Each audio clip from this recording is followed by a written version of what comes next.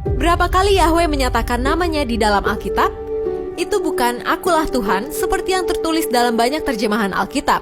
Tidak, dia mengatakan namanya dengan cara yang sama seperti seseorang memperkenalkan dirinya kepada orang lain dengan namanya. Dengan cara yang sama, secara berulang-ulang, dia berkata, "Akulah Yahweh" di sepanjang Alkitab. Dia juga mengatakan bahwa dia ingin namanya, bukan gelar, dikenal di seluruh dunia. Yahweh atau dikenal dengan sebutan Tetragrammaton, 4 huruf nama Allah bahasa Ibrani atau YHWH. Nama ini ditulis lebih dari 6.800 kali, diulang dalam kitab-kitab Perjanjian Lama dan diterjemahkan dengan kata Tuhan, semua huruf besar. Pembacaan nama ini tidak dapat dipastikan karena selama berabad-abad dilarang diucapkan dalam budaya Yahudi karena takut menyalahi. Akulah Yahweh, itulah namaku, dan aku tidak akan memberikan kemuliaanku kepada yang lain dan pujianku kepada patung. Tetapi sesudah itu, aku akan mengembalikan kepada bangsa-bangsa bibir yang dibersihkan, supaya mereka semua memanggil kepada nama Yahweh untuk melayaninya dengan bahu-membahu. Perhatikan bahwa Zefanya mengatakan, supaya mereka semua memanggil nama, bukan gelar Tuhan, tetapi Yahweh. Sekali lagi, Tuhan adalah gelar, bukan nama. Nama pribadi Allah dalam bahasa Ibrani terdiri dari 4 huruf. YHWH, seperti yang diberikan kepada Musa sewaktu Musa menanyakan siapa namanya di dalam kitab Keluaran. Nama ini yang sangat disegani untuk diucapkan oleh orang Ibrani atau Israel, sehingga mereka hanya menggunakan kata Adonai yang artinya Tuan atau Tuanku saat membaca tulisan Yahweh di kitab suci. Dalam Alkitab Bahasa Indonesia, kata Yahweh ditulis Tuhan semua huruf besar, sedangkan kata Allah dipakai untuk kata Ibrani El atau Elohim. Untuk kata sebutan Allah, banyak istilah dalam bahasa Ibrani. Nama pribadi Allah dalam Alkitab yaitu Yahweh, sebagian besar melafalkan Yahweh. Eyeh Asher Eyeh, aku adalah aku. Yahweh Jireh, Tuhan akan mencukupi. Yahweh Mekadiskem, Tuhan yang menyucikan. Yahweh Nisi, Tuhan adalah panjiku. Yahweh Rapa, Tuhan yang menyembuhkan. Yahweh Sebaot, Tuhan bala tentara. Yahweh Shalom, Tuhan sumber damai. Yahweh Samah, Tuhan hadir. Yahweh Sitkenu, Tuhan keselamatan kita. Yah atau Yahweh, aku, Tuhan yang tidak pernah berubah, Tuhan yang swaada. Adonai dapat berarti Allah yang perkasa dalam bahasa Indonesia. Sebagai gantinya kata Yahweh diucapkan Adonai yang berarti Tuan atau Tuhan.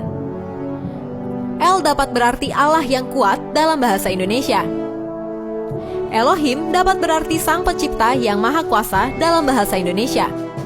El tidak selalu harus dikaitkan dengan para kelompok penyembah tertentu. El mengandung makna yang sifatnya netral. El bukanlah sebuah nama, tetapi El menunjuk pada kuasa supranatural yang impersonal, yaitu suatu kekuasaan yang ilahi.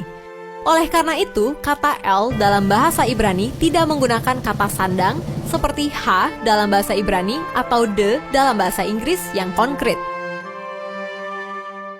Ehyeh, aku adalah aku, versi Ibrani modern untuk Ehyeh Asher Ehyeh.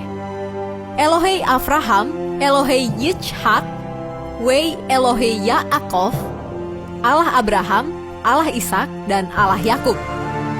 El Hagibor, Allah Sang Pahlawan atau Allah yang kuat. Emet, kebenaran. Insof, tak berakhir, tak terhingga. Nama kabalistik untuk Allah. Ro'eh Yisrael, Gembala Israel. Hakados Baruch Hu, yang kudus diberkatilah dia. Kados Israel, yang kudus dari Israel.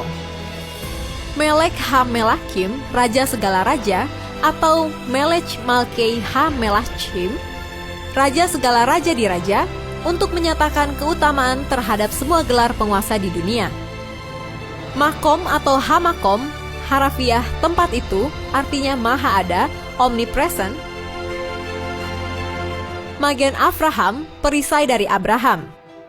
Ribono Shel Olam, penguasa semesta. Yahweh Yireh atau Yehuwah Yireh, Tuhan akan menyediakan. Yahweh Rafa, Tuhan menyembuhkan. Yahweh Nis'i atau Yehuwah Nisi, Tuhan panji-panji kita. Yahweh Shalom, Tuhan kedamaian kita. Yahweh Ra'ah, Tuhan gembalaku. Yahweh Sidkenu, Tuhan kebajikan kita. Yahweh Syama atau Yehuwah Syama, Tuhan hadir. Zur Israel, batu karang dari Israel.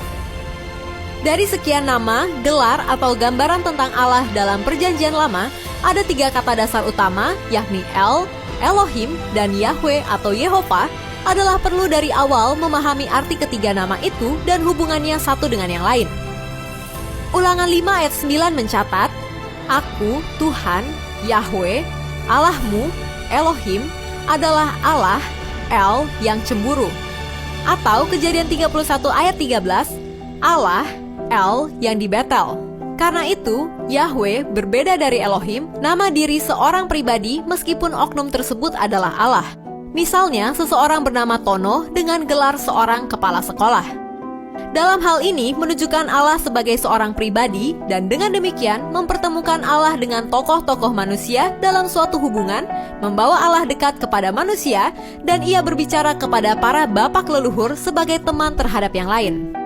Yesus tidak menggunakan bahasa Ibrani melainkan Yunani dan Aram, dan di atas kayu salib, ia memanggil Bapa dengan nama El atau Elo yang adalah bahasa Aram.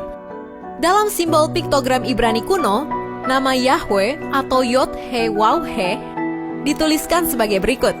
Yod memiliki arti lengan atau tangan atau bekerja. He memiliki arti lihat.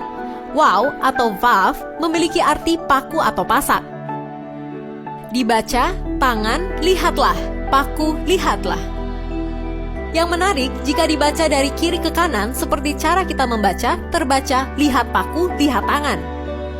Jadi, nama Elohim kita Yahweh berbicara tentang tangan dan paku. Jadi, sejak awal permulaan sebelumnya, Yahweh sudah mengirimkan pesan di dalam namanya kepada manusia bahwa pada suatu waktu akan ada tangan yang terpaku. Jadi, bagaimana kita memanggil nama Tuhan? Seperti di Perjanjian Lama atau ada yang lain? Seperti tertulis bahwa kita diselamatkan oleh iman kepada Yesus Kristus, dan karena itu Tuhan bahkan ingin kita memanggilnya sebagai Bapa kami yang di sorga. Artinya hubungan kita dengan Tuhan melalui Yesus Kristus menjadi semakin intim dan mesra, kita diangkat sebagai anak dan Tuhan semesta alam menjadi Bapa kita. Haleluya!